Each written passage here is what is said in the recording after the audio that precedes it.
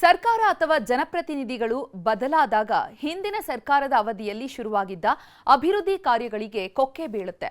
ಇದಕ್ಕೆ best example ಅಂದ್ರೆ ಕೊಪ್ಪಳ ಜಿಲ್ಲೆ ಕನಕಗಿರಿ ಕ್ಷೇತ್ರದ ಈ ಬಸ್ ನಿಲ್ದಾಣ. ಇಲ್ಲಿನ ಶಾಸಕರು ಸಚಿವರಾಗಿದ್ರು ಬಸ್ ನಿಲ್ದಾಣದ ಕಾಮಗಾರಿ ಮಾತ್ರ ನೆನೆಗುದಿಗೆ ಬಿದ್ದಿದೆ. ಬಿಜೆಪಿ ಸರ್ಕಾರದಲ್ಲಿ ಶುರುವಾಗಿದ್ದ ಬಸ್ ನಿಲ್ದಾಣ ಸ್ಥಗಿತ. 60 ಲಕ್ಷ ವೆಚ್ಚದಲ್ಲಿ ನಿರ್ಮಾಣ ಆಗ್ತಿರೋ ನಿಲ್ದಾಣಕ್ಕೆ ಗ್ರಹಣ.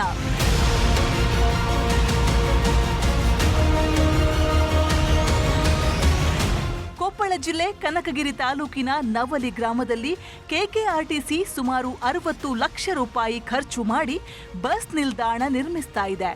ಬಸ್ ನಿಲ್ದಾಣ ಕಾಮಗಾರಿ ಪೂರ್ಣಗೊಳ್ಳಲು ಇನ್ನು ಸ್ವಲ್ಪ ಅನುದಾನದ ಅವಶ್ಯಕತೆ ಇದೆ. ಆದರೆ ಅಗತ್ಯ ಇರುವ ಅನುದಾನ ನೀಡಲು ಹಾಲಿ ಸಚಿವ ಶಿವರಾಜ ತಂಗಡಗಿ ನಿರ್ಲಕ್ಷ್ಯ ವಹಿಸಿದ್ದಾರೆ ಅನ್ನೋ ಆರೋಪ ಕೇಳಿಬಂದಿದೆ. ಬಸ್ ನಿಲ್ದಾಣದ ಕಾಮಗಾರಿ 90% ಪೂರ್ಣಗೊಂಡಿದ್ದು ಸಣ್ಣ ಪುಟ್ಟ ಕಾಮಗಾರಿ ಮುಗಿಸಿ ಉದ್ಘಾಟನೆ ಮಾಡಬೇಕಿದೆ. ಆದರೆ ಅನುದಾನ ಸಿಗದೆ ಕುಡುಕರ ಅಡ್ಡೆಯಾಗಿದೆ.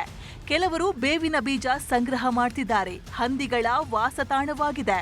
ಬಸ್ ನಿಲ್ದಾಣದ ಆವರಣದಲ್ಲಿ ಖಾಸಗಿ ವಾಹನಗಳನ್ನು ನಿಲ್ಲಿಸಲು ಬಳಸಿಕೊಳ್ಳಲಾಗ್ತಿದೆ. 2020ರಲ್ಲಿ ಅಂದಿನ ಬಿಜೆಪಿ ಶಾಸಕ ಬಸವರಾಜ ದಡೇಸಗೂರು 60 ಲಕ್ಷ ರೂಪಾಯಿ ಮಂಜೂರು ಮಾಡಿಸಿ ಬಸ್ ನಿಲ್ದಾಣ ನಿರ್ಮಿಸುವಂತೆ ಸೂಚಿಸಿದ್ರು. ಆ ಬಳಿಕ 2023ರಲ್ಲಿ ನಡೆದ ಚುನಾವಣೆಯಲ್ಲಿ ದಡೇಸಗೂರು ಸೋಲು ಅನುಭವಿಸಿದ್ರು. ಶಿವರಾಜ ತಂಗಡಗಿ ಆಯ್ಕೆಯಾಗಿ ಸಚಿವರಾಗಿದ್ದಾರೆ.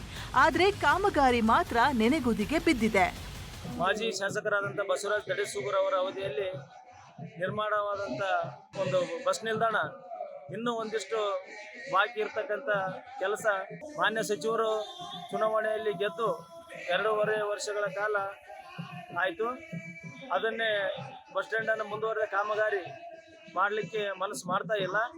ಬದಲಾಗಿ ಇವತ್ತು ಬಸ್ ಸ್ಟ್ಯಾಂಡ್ ಹೆಂಗಾಗಿದೆ ಅಂದರೆ ತಾವೆಲ್ಲ ಇಲ್ಲಿ ಕಾಣ್ಬೋದು, ತಿಪ್ಪೆಯ ಒಂದು ರಾಶಿ. ರಾತ್ರಿ ವೇಳೆ ಹುಡುಕರ ಅನೈತಿಕ ಚಟುವಟಿಕೆಗಳ ಒಂದು ತಾಣವಾಗಿ ಮಾರ್ಪಟ್ಟಿದೆ. ಬಸ್ ನಿಲ್ದಾಣ ಕಾಮಗಾರಿ ಪೂರ್ಣವಾಗಿ ಬಸ್ಗಳು ಬಾರದೆ ಇರೋದ್ರಿಂದ ಇಲ್ಲಿ ಕುಡುಕರು ಎಲ್ಲೆಂದರಲ್ಲಿ ಕುಡಿದು ಪ್ಯಾಕೆಟ್ಗಳನ್ನ ಬಿಸಾಡಿದ್ದಾರೆ. ಬಸ್ ನಿಲ್ದಾಣದಲ್ಲಿ ಭಾರೀ ಪ್ರಮಾಣದ ಕೊಳಚೆ ತುಂಬಿದೆ. ನವಲಿಯ ಬಸ್ ನಿಲ್ದಾಣ ಕಾಮಗಾರಿ ಆರಂಭವಾಗಿ 5 ವರ್ಷವಾದರೂ ಪೂರ್ಣಗೊಳ್ಳದೇ ಇರೋದಕ್ಕೆ ರಾಜಕೀಯ ಕಾರಣ ಅಂತಿದ್ದಾರೆ ಗ್ರಾಮಸ್ಥರು.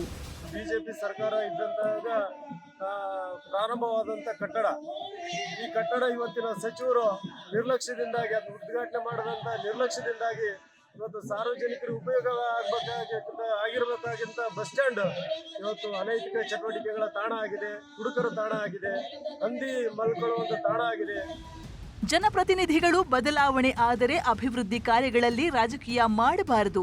ಆದ್ರೆ ಕಾಮಗಾರಿ ಕ್ರೆಡಿಟ್ ವಾರ್ನಲ್ಲಿ ಈ ರೀತಿ ಕಾಮಗಾರಿಯನ್ನ ಅರ್ಧಕ್ಕೆ ನಿಲ್ಲಿಸೋದು, ಅನುದಾನ ಕೊಡದೆ ಇರೋದು ಮಾಡಲಾಗ್ತಾ ಇದೆ.